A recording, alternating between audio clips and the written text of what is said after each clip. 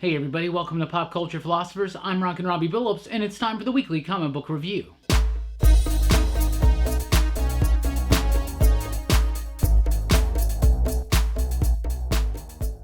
That's right, everybody. Thanks for checking out the video. I am Rockin Robbie Billups. This is the weekly comic book review. It's the show where I read a lot of comic books, and I'll let you know what I thought about them. And we used to call this kind of day Fifth Wednesday Blues, right?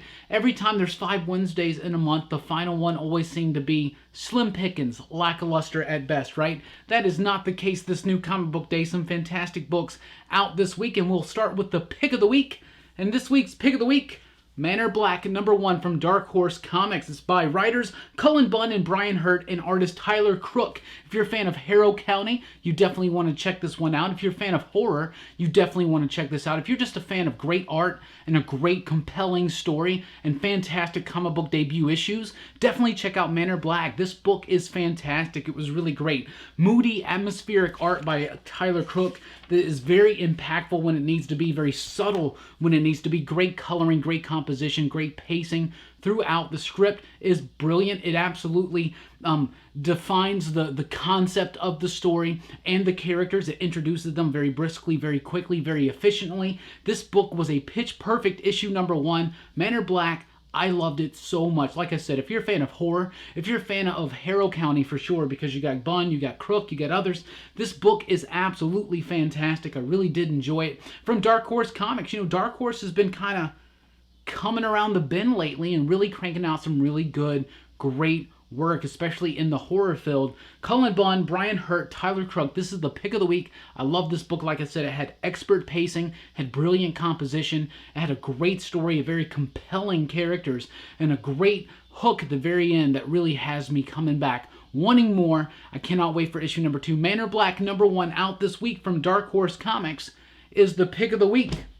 There are some fantastic comic books out this week. Let's get to a big one, Powers of 10. That's right, Jonathan Hickman has redefined the X-Men in one single issue last week with House of X #1. This week we got the follow-up, Powers of 10. So Powers of 10 and House of X are going to be alternating miniseries, right? But they're going to be meant to be read one after another. So House of X #1, Powers of 10 #1, House of X #2 next week, Powers of 10 #2 then the following week, right?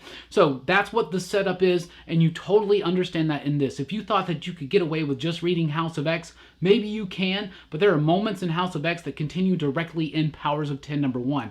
Another cool thing about this book that it really does is it takes Jonathan Hickman's ideas about the X-Men and it really reverberates them out into the future, right? So the Powers of 10, where does that come from, right?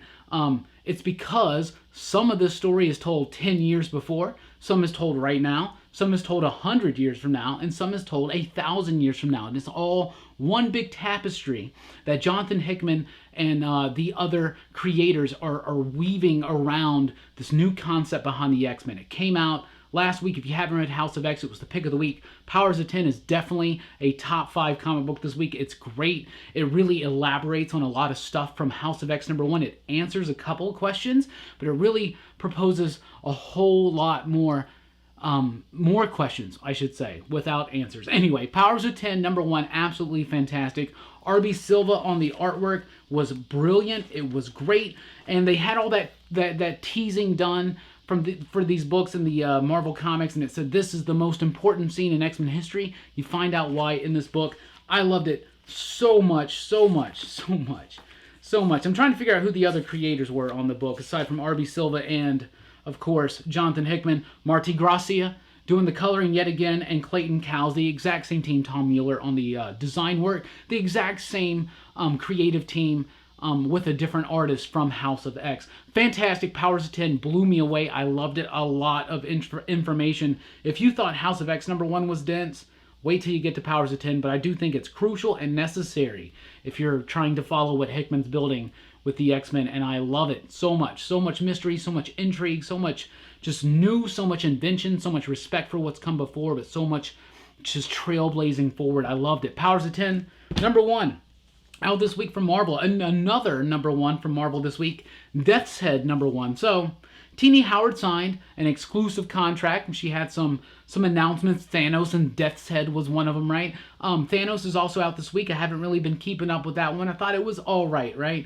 So I wasn't really that much looking forward to Death's Head. I remember Death's Head and Death's Head 2 back in the day when I was a kid.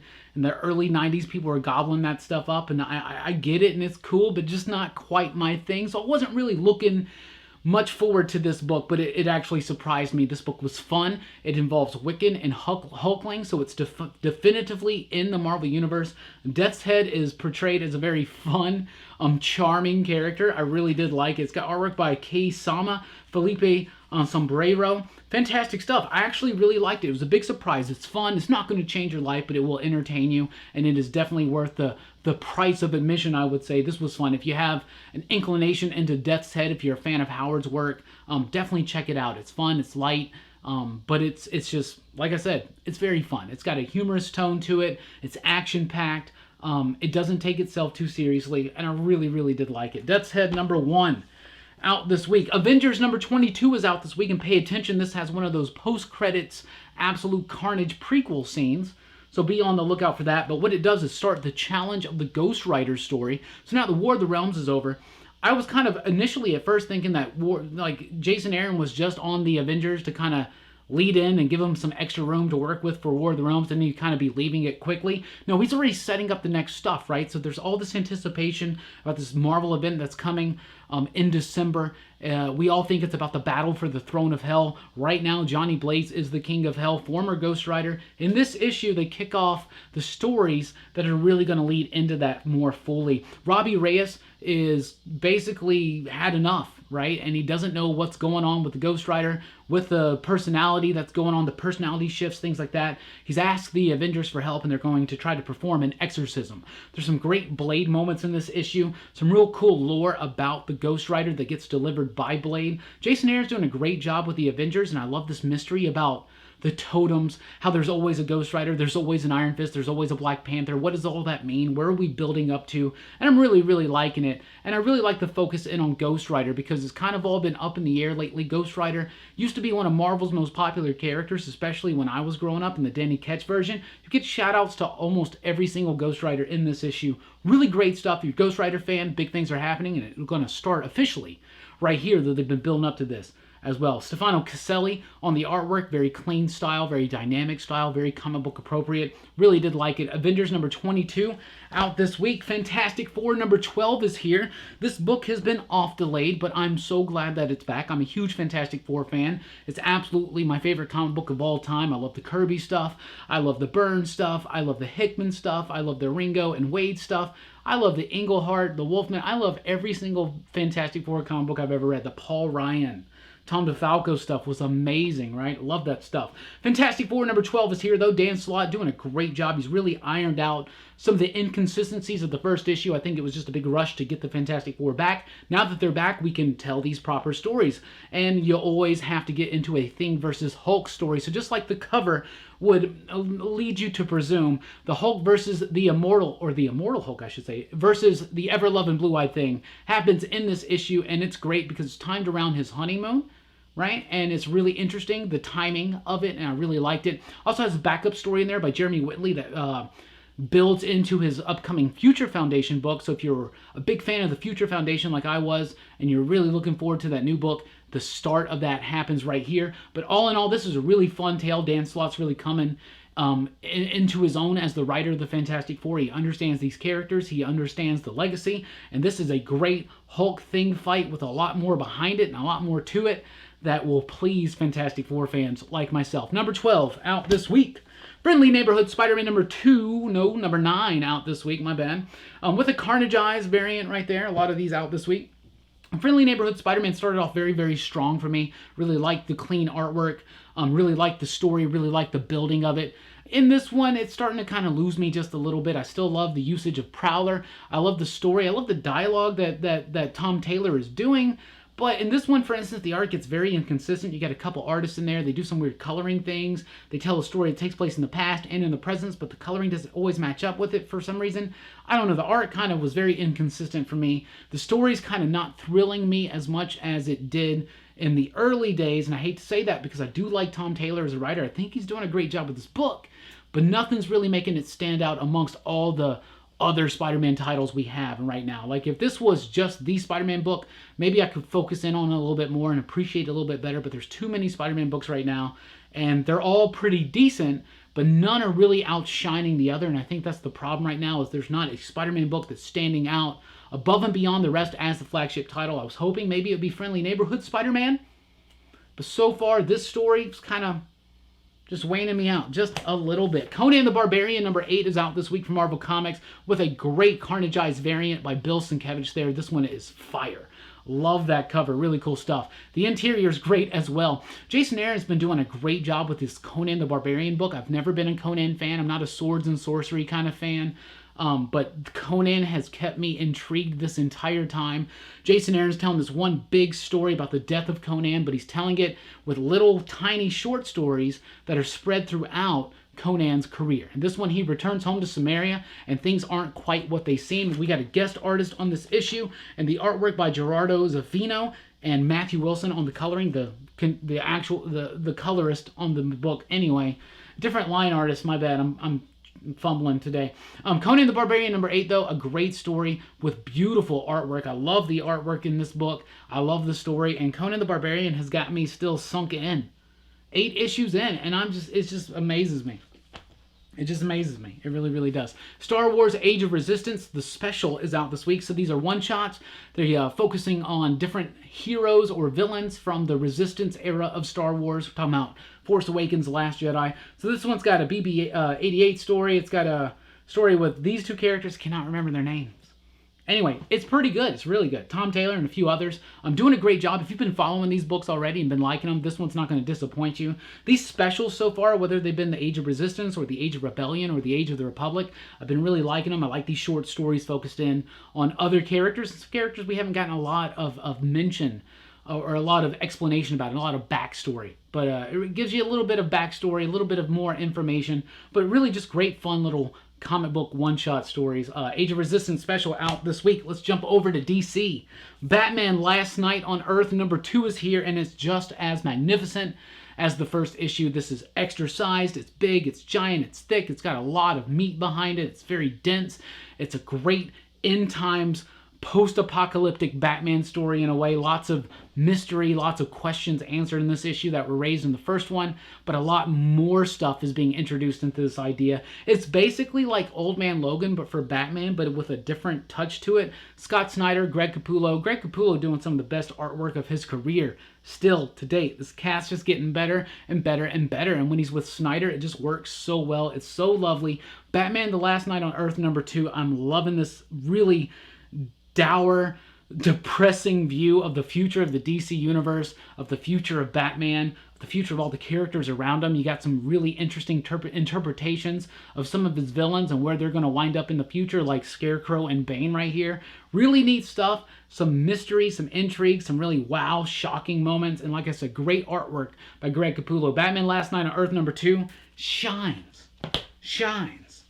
Fantastic. There's another Scott Snyder Batman book out this week. It's Batman Who Laughs number 7. This is the final issue. It's a satisfying conclusion to a decent story. It's nice to see Scott Snyder and artist Jock just let loose the hellhounds of Batman, if you will. Just getting really, really dark, getting really, really silly at times, doing something fun, doing something really just dark.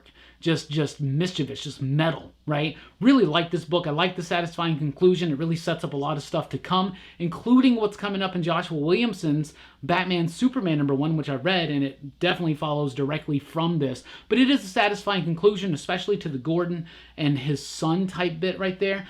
Snyder bringing a circle close to loop right there. I really liked it. The final issue was big. It was bombastic.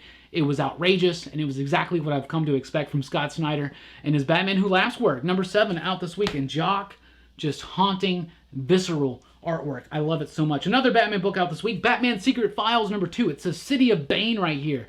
And it says, all you need to know about Summer's biggest story. Who are the villains? Who broke the bat? That's all lies. They lie. They lie to you. Nothing in this book has anything to do with City of Bane. It has nothing to do with Tom King's story that he's doing right now. These are just like little tiny one-shot stories by some decent writers, some decent artists doing some decent jobs, but nothing in this. This is a good book. It's got some really cool stories in it, right? It's got like 4 good stories with some great creators behind it. But this is not a City of Bane tie-in. Don't let them lie to you. Don't let them lie to you. That's disappointing. Shame. Shame, DC. Green Lantern, Annual #1, written by Grant Morrison. So if you've been following Grant Morrison's Green Lantern, definitely want to check this one out. It's got artwork by GFC Kamenkali.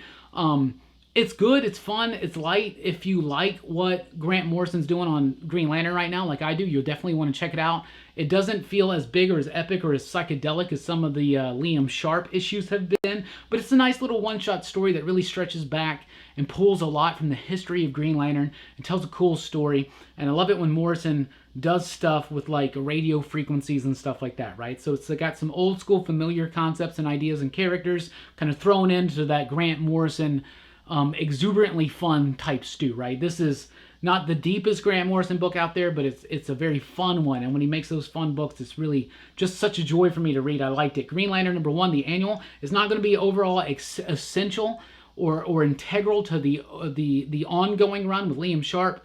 But if you like what's going on there, I definitely recommend that you do not skip out on that annual this week. Justice League Dark, Annual #1. If you've been following Justice League Dark, do not skip out on this annual. It's great. James Tynion, Ram V, writer of These Savage Shores, partner in White Noise. Fantastic writer. They're cooking up this great story. We know from the pages of Justice League Dark that magic is reinventing itself. It's got new rules, new things are happening. The Parliament of Trees died. There's something new coming. What is that going to be? All the answers lie in this. This is a great, heartbreaking, tragic horror story. It's exactly what Justice League Dark should be. It's firmly set right into the ongoing story, and it really answers some of those questions that's already been proposed by James Tynion. Ron V does a great job coming in here, doing a great job with the script. Really handling a very verbose script, but doing it in such a way that the pacing is very fluid and very expertly crafted in this issue. Justice League Dark. It's got artwork by Gilliam March. It's pretty decent. Decent artwork, better from that cat than I've seen recently. Justice League Dark Annual, though, if you've been following that book, you do not want to miss that. American Carnage #9 is here from the Vertigo imprint, which is dying a slow death. Anyway, American Carnage #9 is the final issue of this Brian Hill story. I absolutely loved this story so much. It's got Leandro Fernandez on the artwork, Dean White on the coloring, Pat Brosseau on the lettering. This book has been a joy, and it's got a very hard-hitting, grounded, tragic, and unexpected ending that I absolutely loved. American Carnage has been a great book that really looks into the culture of hate in our country, and whether that's hate about other people or hatred of yourself. I really like the nuanced script and themes that Brian Hill presented. I love Andrew's artwork, or Fernandez artworks. Really love this book. It's got a great atmosphere, it's got a great tone, and it's got such, I would say subtle, but it's pretty much a direct ending. But I loved it. American Carnage #9, the final issue. From IDW this week. Canto #2. There's also a second printing of issue #1, so if you missed out on issue #1, you can check it out. Issue #1 made pick of the week. Canto #2 is definitely one of the best books out this week. It's direct, it's charming, it's endearing. It is just such a great book. It's a hero's journey. It's about this little knight in a world where all of his fellow knights are enslaved and their hearts have been ripped out and replaced by clocks, and they're just working their time away. And they're not allowed to have names. They're not allowed to fall in love, but Canto falls in love. His beloved gives him a name. She's on her deathbed, and what will fix her is him, Canto, going off and finding her heart, bringing it back. You can't get more direct fairy tale than that. and it works so well on the archetypal level. It's got a direct connection to my soul, at least. All those emotional strings just resonate exactly at the moment they're supposed to. This book is endearing, charming, like I said. It's got great sequential artwork, great composition. It really flows and glides you through. This is a very brisk issue. There are not a lot of words, but the images speak so much. It's so powerful. Canto number 2 out this week. Do not miss it. And if you did miss issue number 1, like I said, second printing out this week. From Vault Comics, we got a lot of titles out this week. Let's run over them.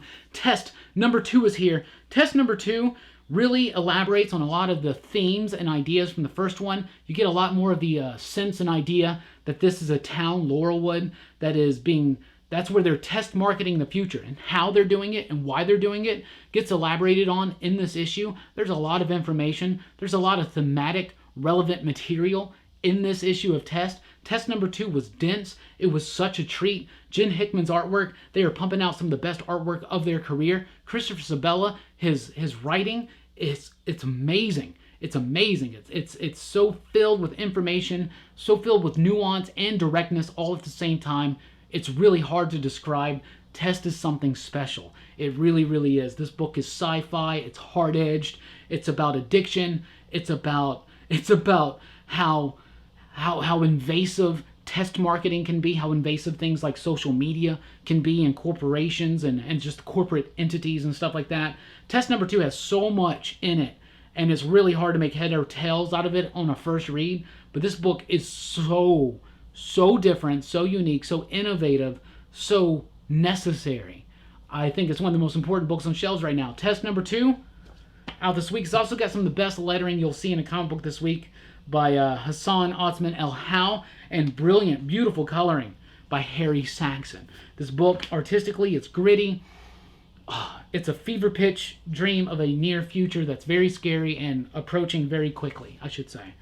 Anyway, or it's already here. Also from Vault, we got She Said Destroy number 3, the best issue of the series yet. I'm really loving this series. It's kind of like a Star Wars that's not afraid of its fantasy leanings, and it just leans wholeheartedly into fantasy so much that it's using characters from Celtic mythology. What was that? Anyway, She Said Destroy, a fantastic book. I love the artwork by Liana Kangas, the coloring by Rebecca Nolte, the lettering by Uji Mori, and of course Joe Corallo on the script, doing a great job giving voice to these characters, getting this. The pace of this book is so fast, it's so furious, but this book, out of all the others, got great composition, great, all that stuff, but out of all the others, this book has so much revelation, so much nuance packed into it. Every line, there's another line behind it. I love the writing, I love the artwork, the coloring. It's just one slam-bang, fantastic package. She Said Destroy is becoming one of my favorite comic books on shelves right now. Issue 3 is the best yet.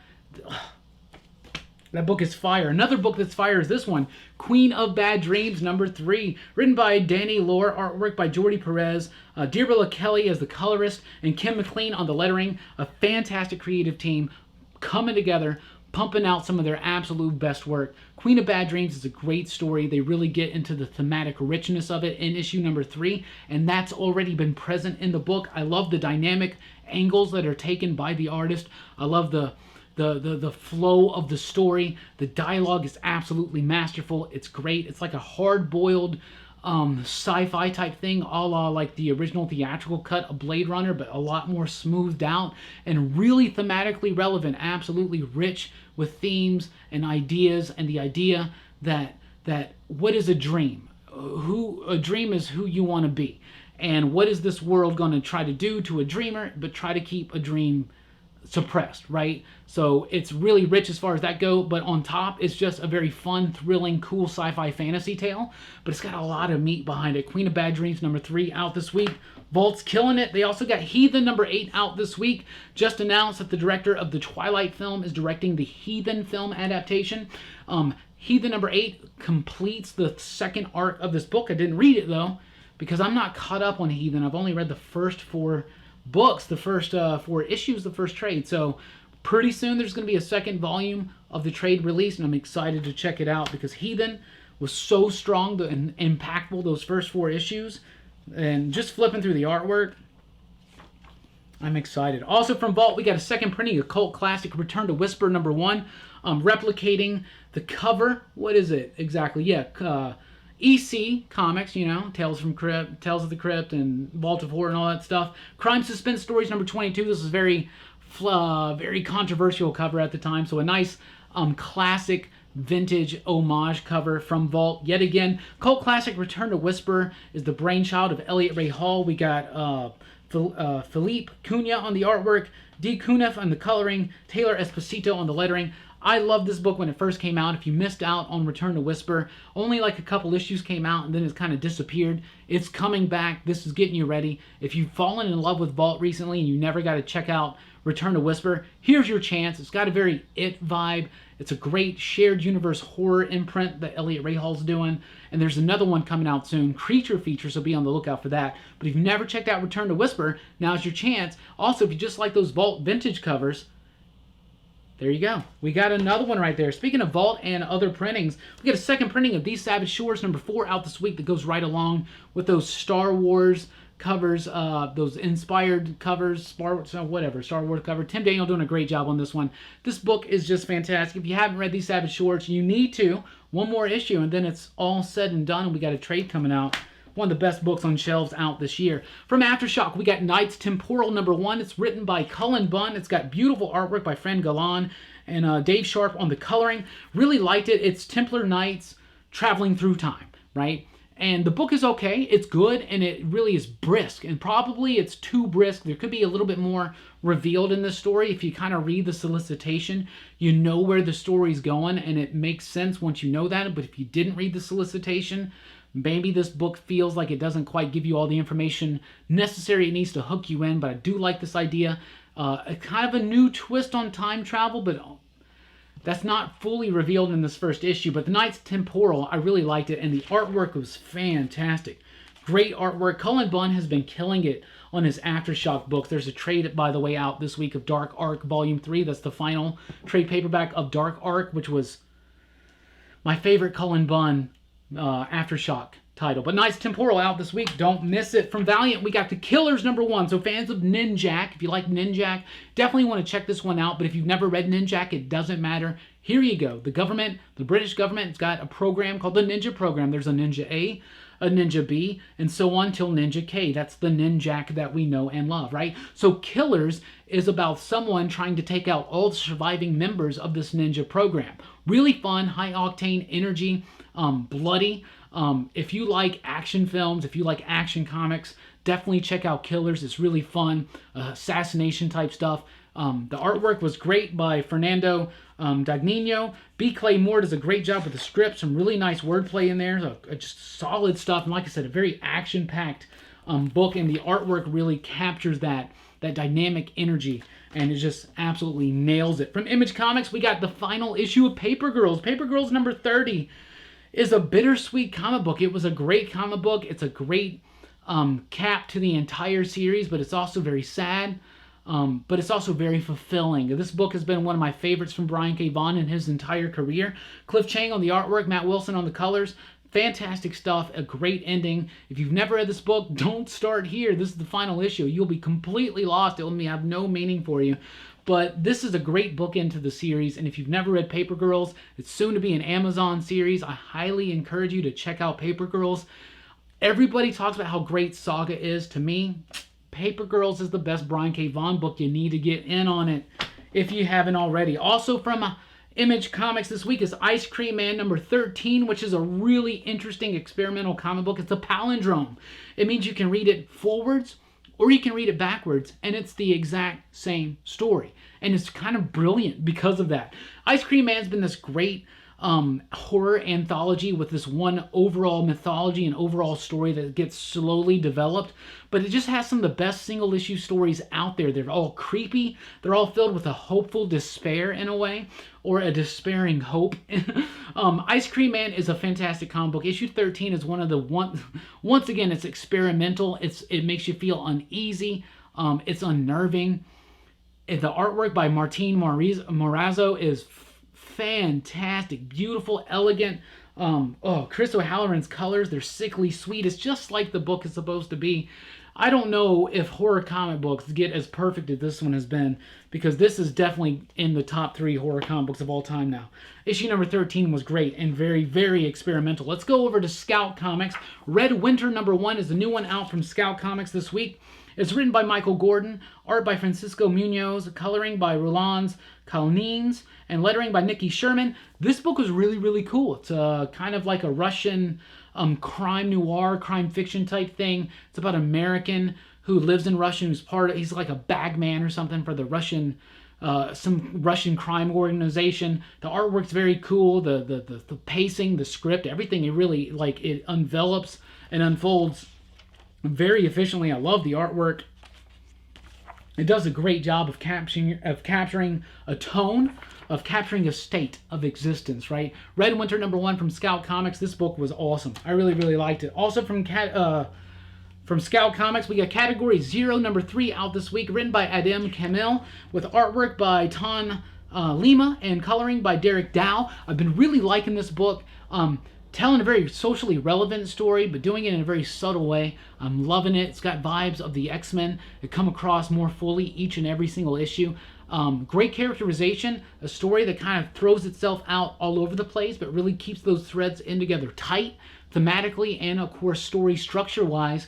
Doing a great job with Category 0. If you have been following this one, you definitely should. Out this week, issue number 3 from Source Point Press. Let's talk about it. Boston Metaphysical Society number 1. So imagine an alternate reality steampunk kind of thing where like Tesla and Edison and Graham Bell and Harry Houdini came together, and they were like a metaphysical society, and they hunted ghosts and stuff like that, right? So it's a cool concept. It's got cool artwork. It's got a cool presentation. Source Point Press books are absolutely beautiful. They have great cardstock covers. The artwork is great by Emily Hugh. The coloring is great. Magdalene Holly Rosing does a decent job with the story, but nothing about it really grabbed me. It kind of felt jarring, kind of felt uneven. It didn't really pull me completely in, though the concept alone is really, really solid, but it just didn't do a good job of hooking me in beyond that concept. Also from Source Point Press, we got Hope number 2. This is basically issue number 1, because issue number 1 was a free comic book day offering, and I loved Hope number 1. I thought it was really, really cool. It's about a superhero who's been hiding her identity. A tragedy strikes her family, and now her identity is ousted. This is a great follow-up to it. It's been a couple months since I've read that one, obviously, since New Comic Book Day. That's the one problem about this book. It's been so long since New Comic Book Day. This book should have come out in shops like that month, right? I don't know. It just feels like not a lot of people are going to have access to that first issue anymore. Maybe they're still available around. I don't know. But Hope number 2 was a great follow-up to issue number 1. The problem is going to be the availability of that issue number 1, but I did like it. Hope number 2 out this week. From Source Point Press, we got Samurai Grandpa number 1. This one came out like 2 or 3 weeks ago. We were initially shorted all of our copies. Then we were shorted again. But we finally got them this week. And even though it's already been out, and hopefully you can find a copy. If you can't, I'm sorry, but this book was awesome. Samurai Grandpa from Source Point Press is exactly what the title would lead you to believe. It's got beautiful artwork by Sean Daly, the art and the lettering. Esten Derverna, by the way, on the writing. The artwork is beautiful. It's luscious. I love that coloring. I love the composition. This is a masterful comic book. If you get a chance, read Samurai Grandpa. Got to throw that out there. From the Archie books, the only Archie book I read right now, Sabrina the Teenage Witch, because it's Kelly Thompson. She's doing a great job. Issue number 4 is out this week. I believe this is the penultimate issue, as we call it. Kelly Thompson brings a lot of charm into her book. She does so with Sabrina. I'm loving this book. It's so fun. It kind of takes a little bit of the edge from the Chilling Adventures, but it doesn't go full overboard into it. But it's definitely more like the traditional Sabrina, but it does have a little bit more of a modern-day sensibility to it, a little bit more of a sophistication. Sabrina the Teenage Witch number 4 was fun, great. I love Veronica Fish's artwork, the coloring, the composition, everything was great. Fantastic stuff. And from Boom Studios, we finish off with Angel number 3. Brian Hill doing a great job of reinventing the mythology of Angel for 2019, right? So we're building up into the eventual first meeting of Angel and Buffy. But before that, Brian Hill has the unenviable task, I should say, of taking all the threads that the Angel series is going to go into and kind of laying the groundwork for all that stuff in 2019, ironing out some of those things that didn't age so well, while still pre-moment when Buffy and Angel first meet. Where are we going? What are we doing? We don't really know. The artwork by Gleb Melkinov is fantastic. It's gritty, it's textured, it's horrific, it's exactly what it needs to be. Brian Hill's a great writer for this kind of book, and I'm just really anxious to see it kind of be able to go in on its own route post this crossover that's coming up where Buffy and Angel are going to meet. But it's still a fun book, especially if you're a fan of the old school stuff like I am. So that's what I read this week. That's what I thought about it. What are you reading? What are you excited about? Let me know in the comments down below. Thank you guys so much for checking out the video. We appreciate everything. You can join us over at patreon.com/PCP to unlock early access to videos, exclusive content, early access to podcasts, things like that, or just help support the channel. Thank you guys so much. You can also support this channel just by liking, sharing, subscribing, all that jazz. We really do appreciate it. Join the PCP Army over on Facebook. That's the official Pop Culture Philosophers Facebook group. Thank you guys so much. I've been Rockin Robbie Billups. Thanks for rocking with us. Keep on reading.